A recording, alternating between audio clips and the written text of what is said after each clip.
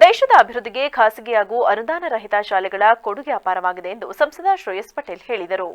ನಗರದ ಶ್ರೀ ಆದಿಚುಂಚನಗಿರಿ ಸಮುದಾಯ ಭವನದಲ್ಲಿಂದು ಜಿಲ್ಲಾ ಅನುದಾನ ರಹಿತ ಖಾಸಗಿ ಶಾಲೆಗಳ ಆಡಳಿತ ಮಂಡಳಿ ಒಕ್ಕೂಟದ ವತಿಯಿಂದ ಆಯೋಜಿಸಲಾಗಿದ್ದ ಶಿಕ್ಷಕರ ದಿನಾಚರಣೆ ಕಾರ್ಯಕ್ರಮದಲ್ಲಿ ಭಾಗವಹಿಸಿ ಮಾತನಾಡಿದ ಅವರು, ಖಾಸಗಿ ಶಾಲೆಗಳು ಅನೇಕ ಸಮಸ್ಯೆಗಳನ್ನು ಎದುರಿಸುತ್ತಿವೆ.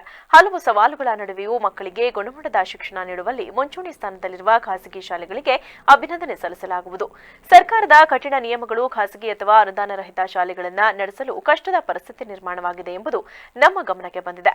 ತಾನು ಎಂದಿಗೂ ತಮ್ಮ ಪರವಾಗಿ ನಿಂತು ನನ್ನ ವ್ಯಾಪ್ತಿಯಲ್ಲಿ ಬಗೆಹರಿಸಬಹುದಾದ ಎಲ್ಲಾ ಸಮಸ್ಯೆಗಳಿಗೂ ಪರಿಹಾರ ಕಂಡುಕೊಡುವೆ ಎಂದು ಭರವಸೆ ನೀಡಿದರು.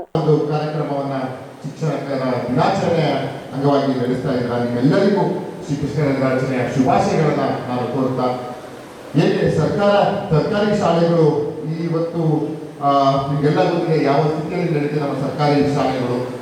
ಅದೇ ರೀತಿಯಲ್ಲಿ ಇವು ನಮ್ಮ ಪ್ರೈವೇಟ್ ಶಾಲೆಗಳು ನಡೀತಿರುವಂತಹ ಒಂದು ಉನ್ನತ ಶಿಕ್ಷಣ ಕೊಡ್ತಿರೋದಕ್ಕೆ ನಮ್ಮೆಲ್ಲರ ಹೃದಯದ ಮೆಚ್ಚುಗೆ ಇದೆ. ಯಾಕಂತ ಹೇಳಿದ್ರೆ ಎಲ್ಲರಿಗೂ ಒಂದೊಂದು ರೀತಿ ಒಂದೊಂದು ಸಮಸ್ಯೆಗಳಿದೆ. ಏನೋ ಪ್ರೈವೇಟ್ ಶಾಲೆ ಅಂತ ಹೇಳಿದ್ರೆ ಒಂದು ಕಾಸ್ಟ್ಲಿ ಅಂತ ಹೇಳ್ತಾರೆ, ದುಡ್ಡು ಜಾಸ್ತಿ ತಗೊಂತಾರೆ ಅಂತೆ. ಆದ್ರೆ ನ್ಯೂನ್ಯತೆ ಅದನ್ನ ನೆಚ್ಚುವಂತಹ ಒಂದು ಕಷ್ಟ ನಿಮಗೆಲ್ಲ ಗೊತ್ತಿದೆ. ಖಂಡಿತವಾಗಿಯೂ ಅದನ್ನ ನ್ಯೂನ್ಯತವಾಗಿ ನಡೆಸ್ಕೊಡುತ್ತೆ. ಅದಕ್ಕೆ ಹ್ಯಾಟ್ಸ್ ಆಫ್ ಅಂತ ನಾನು ಈ ಮಾಧ್ಯಮ ಮುಖಾಂತರ ಮತ್ತೆ ಈ ವೇದಿಕೆ ಅಂತ ನಾನು ಹೇಳ್ತೀನಿ.